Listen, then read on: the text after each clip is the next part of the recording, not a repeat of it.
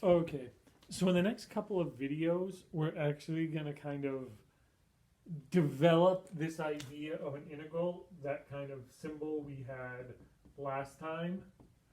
And we said this integral thing actually represents an antiderivative, but there's really a lot more you get out of it mathematically, and an understanding of it is really important, but it's going to take a little bit of work to kind of develop the concept. If this was actually a seated class right now, I would make sure I was in a classroom where like the entire wall was a big huge whiteboard, because this takes a lot of room to write out.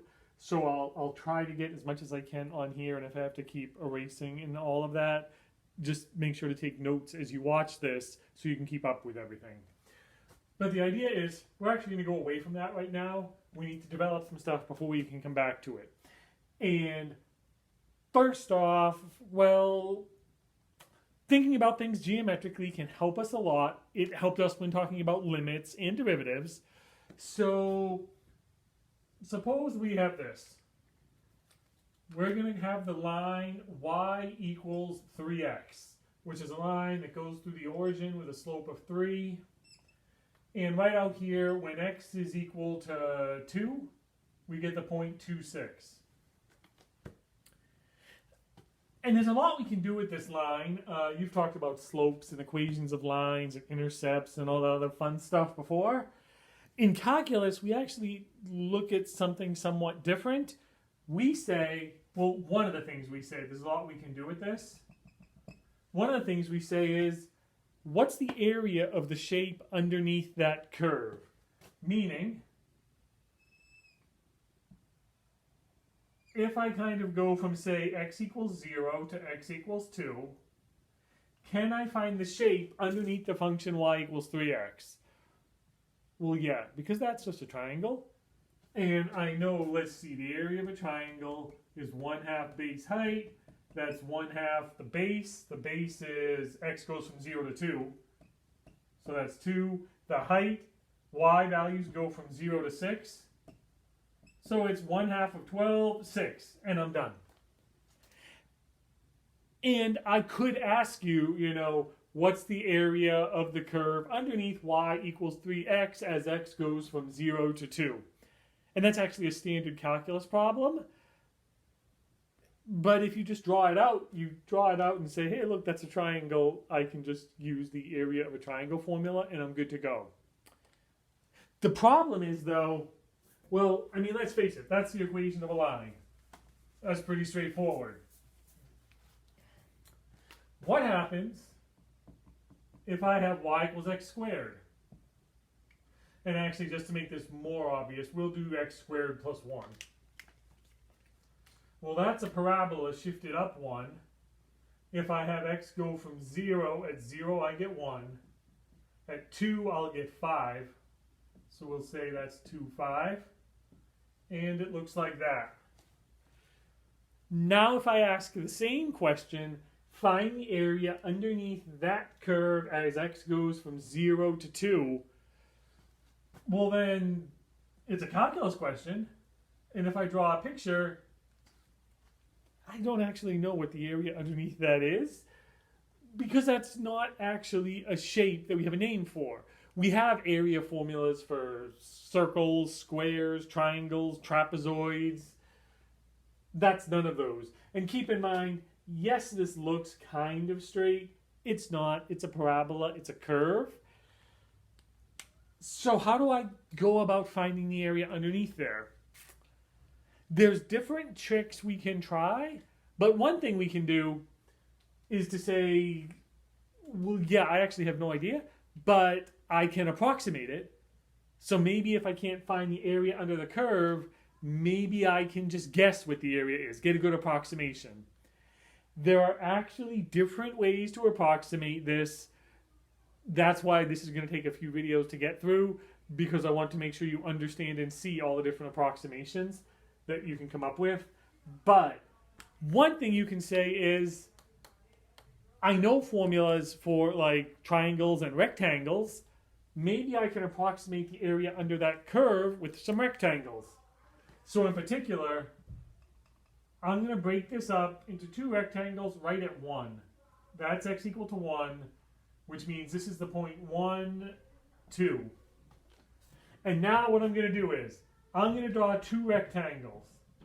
I'm going to pick the rectangle right here, where the highest point of the rectangle is the leftmost point on the curve. Meaning this rectangle that I just drew starts right here at the left end point, and clearly I'm missing out on some of the area underneath that curve. But if I had picked the rightmost end point as my y value, then I would have got across like this, and I would have gotten extra area. So it's an approximation. It's a guess. I just happen to choose values on the left. But now I'll do the same thing here. I'll draw another rectangle. I'll use the leftmost point of this rectangle from 1 to 2 as my y value. And I'll get this rectangle. Again, in this case, this rectangle underestimates the area under the curve. But it's an approximation, and I can actually find it pretty easily. Let's see, the first rectangle, that distance is obviously 1.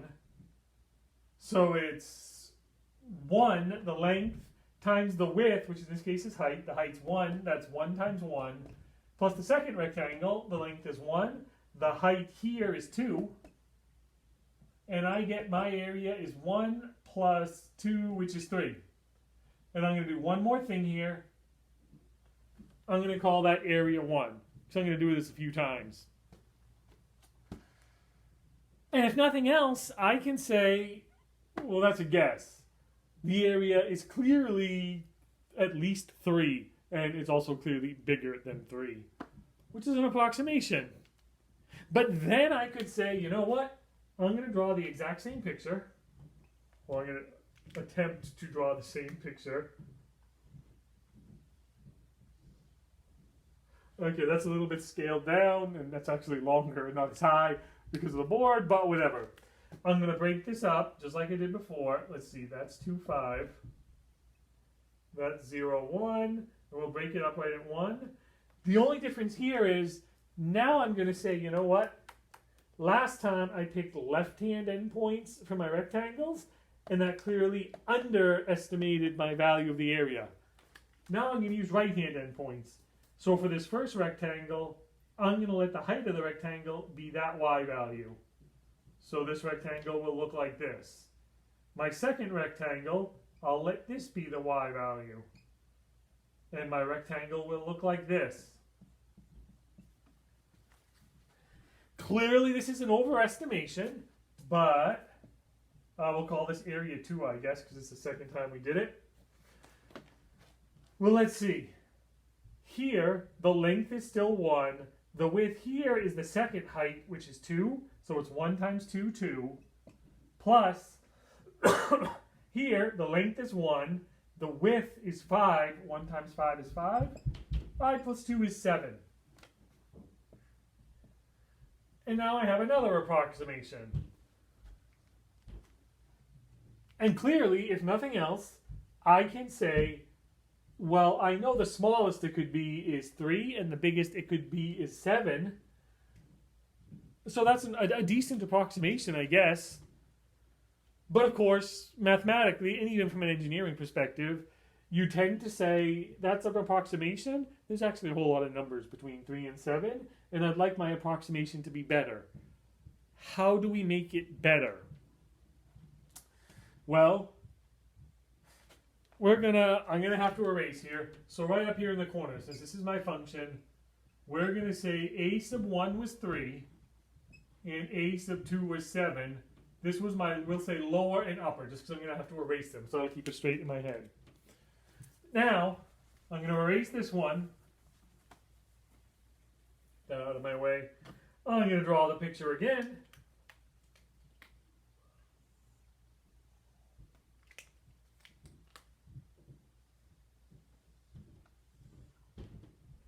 And we have the point 2, 5. Right here in the middle, we have the point 1, 2. And that's the point 0, 1. I want to find the area under the curve, And the problem, I erased one of my pictures with my rectangles on it, but here, the overestimation one was the same principle just above it. The error from the value I got 3 to the actual value of the area, well, there's all this error right in here, the stuff I'm missing. I need to come up with a way to eliminate that. And one thing I can do is, we'll use 4 rectangles. Because if I use 4 rectangles, now I'll have this point that's 0, 1. So this will be a half. This will be 1.5. This height will be 1/2 squared, which is a fourth plus 1. So that will be the point 0.5 and then 1.25, a fourth plus 1, correct. This is 1.5. Right here, this height will be, the x value is 1.5, so 3 halves. The y value is 3/2 squared, which is 9/4 plus 1, which is 13/4. You calculator people, 3 1/4. Now I'm going to draw 4 rectangles using the left-hand endpoint as my height.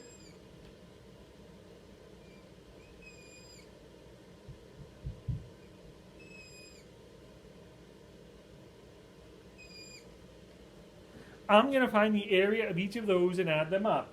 If nothing else, it looks, and again, these aren't drawn absolutely flawlessly identical, but it looks like with more rectangles, I've eliminated some of my error. So let's see, right over here. We have, for my 4 rectangles, I'll just call them R1, R2, R3, and R4, and then we'll add them all up to get my area. The first rectangle, the length now is a half, which is going to be the length of all of them. The height here is 1. The height here is 5/4. I like fractions over decimals. The height here is 2. The height here is 13/4. So then I get 1 times a half, which is a half. 5/4 times a half, which is 5/8. 2 times a half, which is 2/2. 13/4 times 1/2, which is 13/8. And again, you with calculators can just throw this all into the calculator. Common denominator is 8 because I like fractions, and we get 4/8 plus 5/8 plus 2/2, which is 1, so that's 8/8 plus 13/8. 4 and 5 is 9, 9 and 8 is 17, 17 is 13 is 30.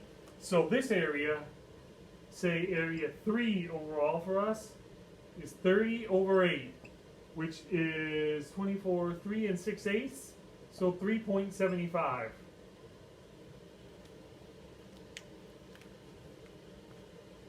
And my first approximation with 2 rectangles gave me an area of 3. I know my area has to be less than 7. That was my upper limit. Now, by increasing the number of rectangles, my area went up, which appears to kind of justify what I said, that more rectangles eliminates the amount of error. It eliminates the stuff we're missing. Because I got like an extra 3/4 out of that. So I'm clearly closer to the actual area there. So what do we do to make this approximation better? I mean, there's still area around here that's missing. And if you think about it, it's pretty obvious what I'm going to do. Instead of using 4 rectangles, I'm going to use 8. Instead of using 8 rectangles, I'm going to use 16. And I can keep on doing this process using more and more rectangles to hopefully make my area get closer and closer and closer to the actual area. I'm pretty much out of time on this video, which is good, because now between now and when you watch the next video, you can think about it. If I'm going to say start with 2 rectangles, then 4, then 8, then 16, and I'm going to find the area each time, then essentially I'm going to talk about maybe having my errors approach something that should remind you of something from our derivatives, maybe things like limits, which are kind of the key point here. So maybe ponder how we could use those to simplify this, and then watch the next video.